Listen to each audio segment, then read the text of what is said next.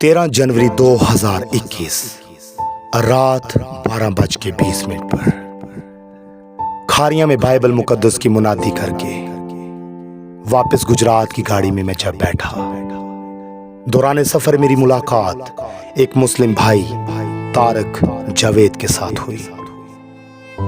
इसके घुटनों और इसके हाथों पर जख्मों के निशान थे और खून बह रहा था। मैंने इस भाई से ये वजह पूछी और मालूम हुआ कि गाड़ी में बैठने से पहले सर चकराने की वजह से ये नौजवान बुरी तरह से जमीन पर गिरा। उस वक्त रूह की हदायत से मैंने महसूस किया कि मुझे इस नौजवान के लिए दुआ करनी चाहिए। खुदावंद के फजल से ऐसा ही हुआ।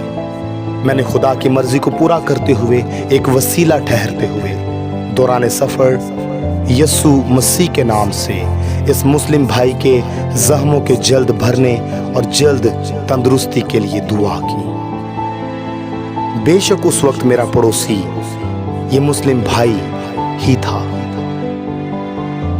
बेशक किसी के करीब होकर ही किसी के जख्मों और उसके दुख को समझा जा सकता है और खुदा किसी भी जगह अपनी तरतीब के मुताबिक अपना काम लेना जानता है। सारी इज्जत और सारा जलाल यीशु मसीह के नाम को मिले। आमीन।